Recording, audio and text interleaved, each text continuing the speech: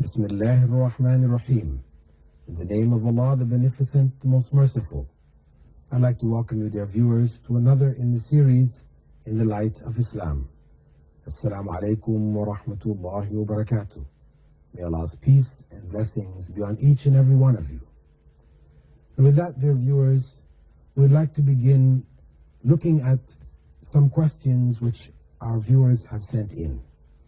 Questions in which they have sought Islamic clarification on issues about which they were in doubt.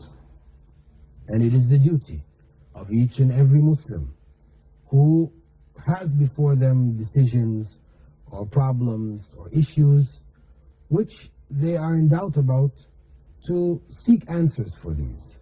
As Allah has commanded them in the Quran, فَاسْأَلُوا أَهْلَ الذِّكْرِ إِن كُنْتُمْ لَا تَعْلَمُونَ.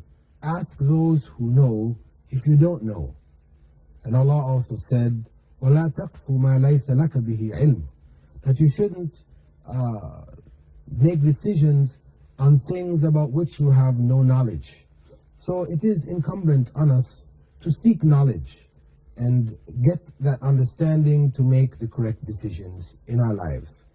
If, however, we find ourselves in a situation where we do not have sufficient knowledge to make a decision, and this choice that we have in front of us is something, there's something doubtful there, we're not certain, we think that perhaps this is not good, it is not right, then we should follow the general principle that the Prophet Muhammad, may God's peace and blessing be upon him, advised us: give up what creates doubts and choose what is certain. That is, whatever you find doubtful, until you get information to clarify whether it is correct or incorrect, then it is better to leave that alone and go with those things that you are certain about. Better to do that than to go ahead and do something which was doubtful, saying to yourself, well, I will later find out what was the case. This should not be the way that we make decisions in our lives, unless we find ourselves in a situation where a decision must be made, and the two things in front of us are both doubtful. We're not certain which one is. Then, of course, you have to make a decision at that point, so you choose and then find out afterwards. But otherwise, if you have a choice between something which you're certain about, you're certain that it is okay, it is sanctioned, there's sanction in the religion for it, and there's something else that may be sanctioned, may not be, then you should leave that which is doubtful and take that which you are certain about. With that, dear viewers, we'll go to our first question, which is sent in from Dubai. Sister writes from Dubai, Dear Dr. Bilal, due to a lot of suffering and mistakes over many years before embracing Islam, a sister underwent sterilization. When she became Muslim, she tried to reverse the process. After 2 or 3 years of marriage, the sister was told by the doctors that the reversal failed. This caused great suffering to the sister, who is also being blamed for her past mistakes. Question number 1. Is IUV, or in vitro fertilization, IVF, allowed with the husband's sperm and the wife's egg outside of the womb, reimplanted? Is this Islamically permissible? This is Islamically permissible if the egg which has been fertilized by the sperm, the egg of the woman fertilized by the sperm of her husband, is reimplanted in her own womb. If it's reimplanted in the womb of her mother or her sister or her daughter, or other women who have no relationships to her, this is considered illegal Islamically. It is incorrect. So where the natural process may be facilitated, it is permissible.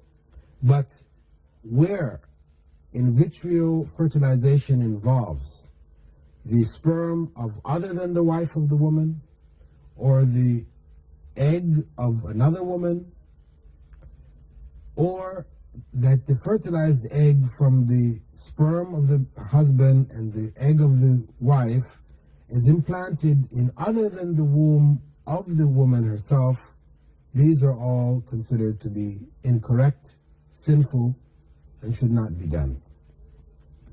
Question number 2. Is the failure of the reversal of the sterilization a consequence of a sin that she has brought upon herself? Was it classified as evil that comes from her own hands? We could classify it in that light. Fundamentally, she is the one who brought it upon herself. Of course, she is not considered sinful for it, in that it took place prior to her accepting Islam. And as we all know, the Prophet Muhammad, may God's peace and blessing be upon him, said, Al-Islam yajubbu ma qabla. And Islam erases the sin of what occurs before that instant of accepting Islam.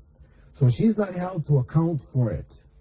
But the end result of her action, which is sterilization, was something which she did herself, which she brought upon herself.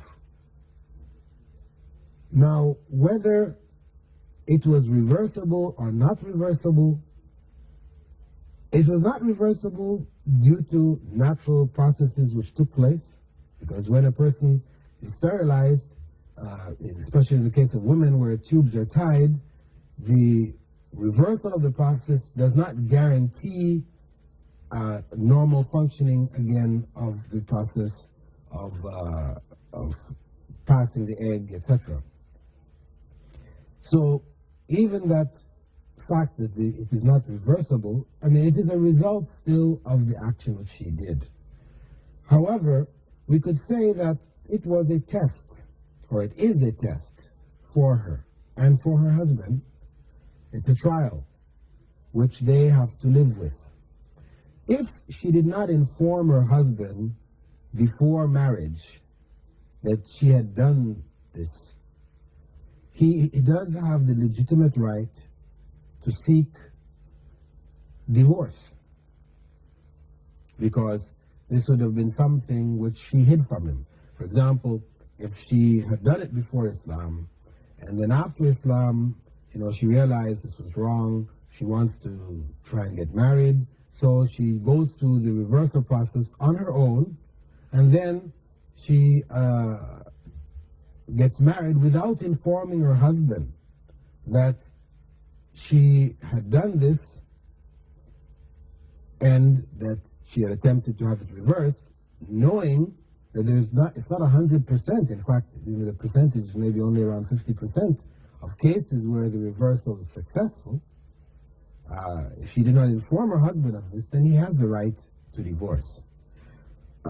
It's legitimate grounds. However, Islam permits other options, not to say that that's his only option. He may take another wife in such a circumstance, and in such a circumstance, she shouldn't object.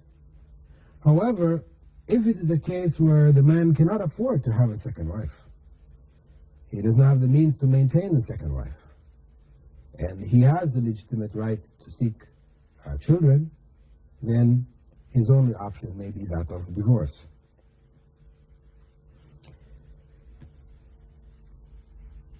The second question we'd like to look at is from Sharjah, in which a sister asks, "Dear Dr. Bilal, can a woman take up a job in an office not out of a need but out of a choice?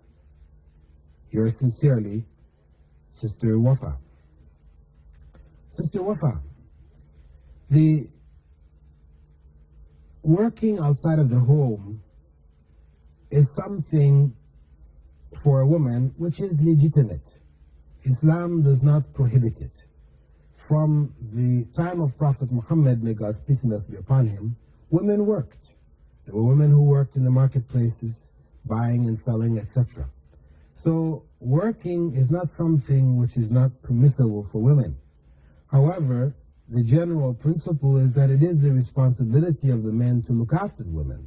However, women may take part in the process of working, whether it is, working in a farm situation, in a home, or in a cottage industry, or in the business of the father, or in the business of her husband, or in her own business. This is all legitimate for women. However, if a woman is married and her husband does not want her to work, then she should not go out to work. This is something which she should agree upon with her husband before marriage, that if she really feels strongly about working, at the same time ensuring that she fulfills her duties at home, and she does want to work after marriage, she feels very strongly about it, then, because she's a professional of some sort, maybe a doctor, having some skills which the community does really need, then she should agree with her husband prior to marriage that she will be able to work. Because if her husband doesn't want her to work, or her future husband doesn't want her to work, then she should know this before marriage. This shouldn't be something that she finds out after she got married, then the husband says, okay, stop working now. It should be something which is worked out and discussed, etc., before marriage.